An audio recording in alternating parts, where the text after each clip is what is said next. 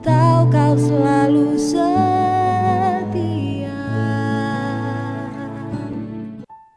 Haleluya, puji Tuhan. Senang rasanya jemaat yang dikasihi Tuhan, kita boleh kembali berjumpa dalam acara Saat Teduh GPDI Mahanaim Tegal. Kita akan merenungkan kebenaran firman Allah. Terlebih dahulu, mari kita sama-sama berdoa.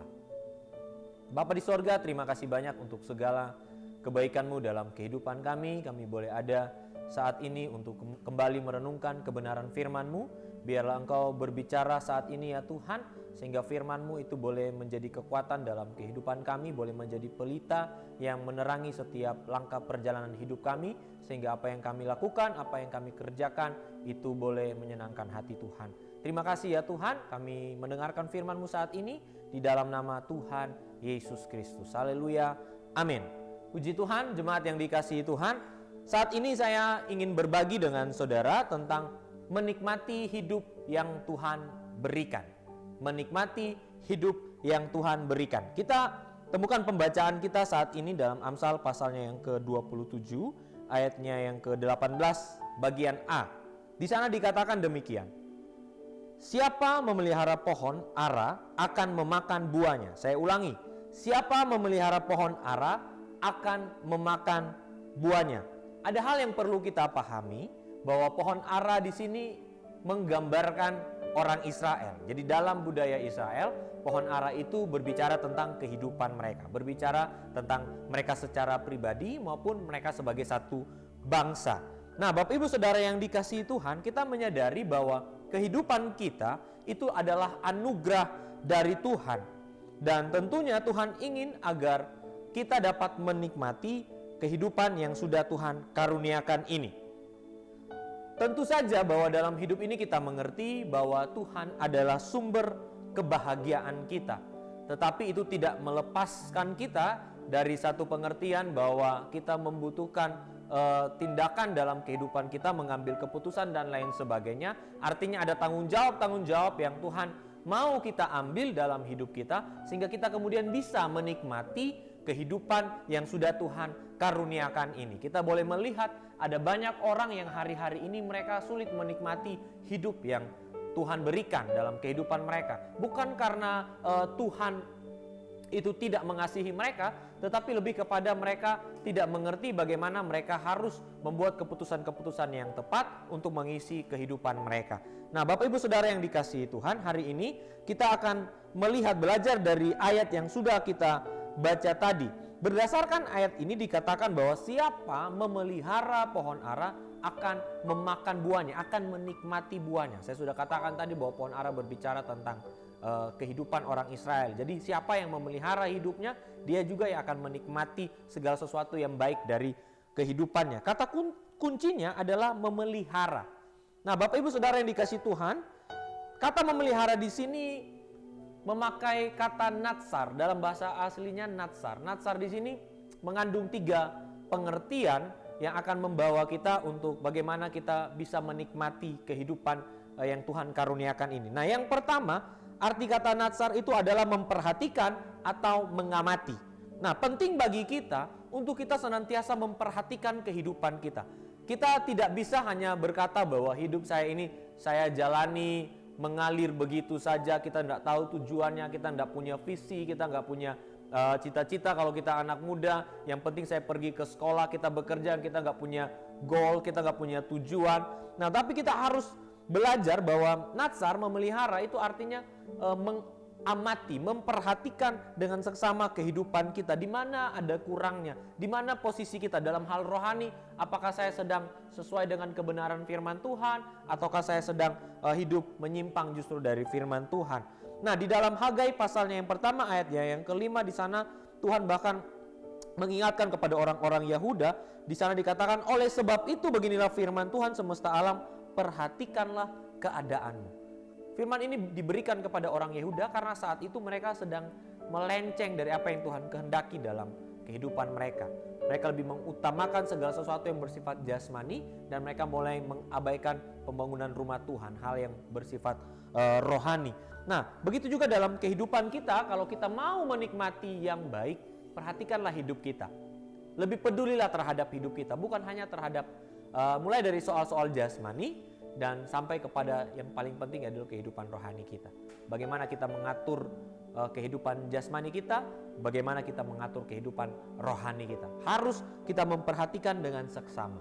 Kalau hari-hari ini kita mulai tidak teratur dalam banyak hal, mari kita tata lagi kehidupan kita, sehingga kita kemudian bisa menikmati hidup yang Tuhan berikan ini.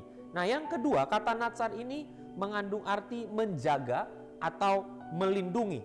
Nah, Bapak Ibu Saudara, bicara tentang menjaga itu tentunya ada hal-hal yang mengancam, ada hal-hal yang bisa mencemari, ada hal-hal yang bisa membahayakan kehidupan kita. Nah, ini kita harus menjaga hidup kita dari hal-hal yang bahkan bisa merusak kehidupan kita. Sebagai contoh, di dalam Lukas pasal yang ke-12 ayatnya yang ke-15, di sana dikatakan begini. Kata Yesus katanya kepada mereka, berjaga-jagalah dan waspadalah terhadap segala ketamakan.